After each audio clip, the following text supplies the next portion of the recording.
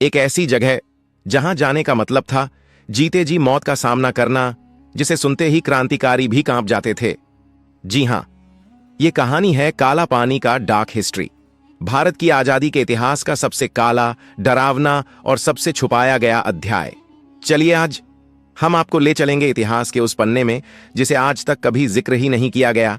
तो चलिए शुरू करते हैं काला पानी का वास्तविक रहस्य। काला पानी सिर्फ एक जेल नहीं थी, यह ब्रिटिश शासन की सबसे क्रूर, भयावह और रहस्यमयी सज्जा का प्रतीक था।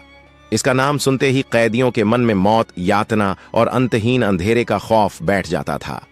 ब्रिटिश शासन ने इसे काला पानी नाम इसलिए दिया क्योंकि यह समुद्र से चारों ओर घिरा हुआ था। कैदी समुद्र पार करके कभी वापस नहीं लौट सकते थे। इसे जीवन का अंत समझा जाता था। यह सजा देशद्रोह, विद्रोह, क्रांतिकारी गतिविधियों और आजादी की लड़ाई में शामिल लोगों को दी जाती थी। यहां एक अंधेरी कोठरी, न कोई धूप न हवा। कई कैदी मानसिक रूप से टूट जाते थे।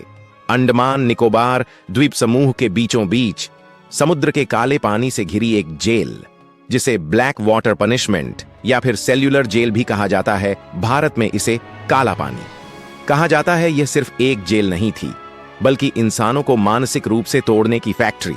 यहां की दीवारें, लंबे लंबे गलियारे, ये अंधेरी कोठरियां आज भी उन चीखों को समेटे हुए हैं जो रात के सन्नाटे में रोंगटे खड़े कर देती हैं।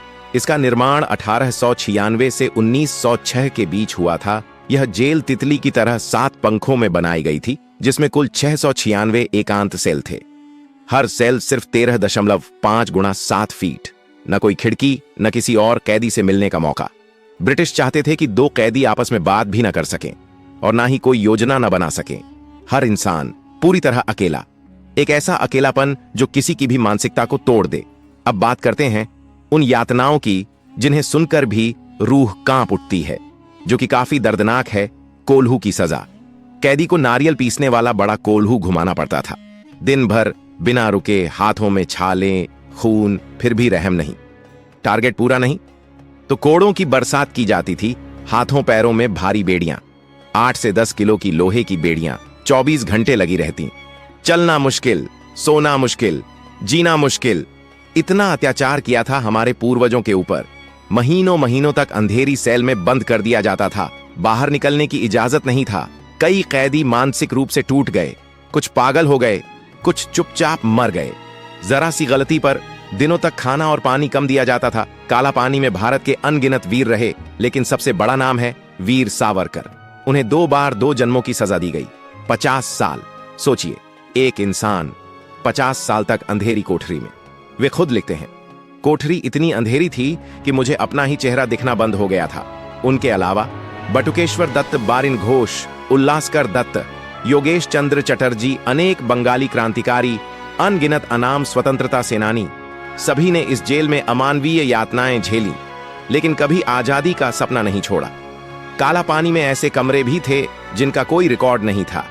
ब्रिटिश इन कमरों में क्रांतिकारियों से पूछताछ करते, उन्हें बिजली के झटके देते, पानी में डुबोते, अंधेरे में घंटों लटका कर रखते। कुछ कमरों से दिन रात चीखें आती थीं। कुछ ब्रिटिश सैनिक भी इन कमरों के पास नहीं जाते थे।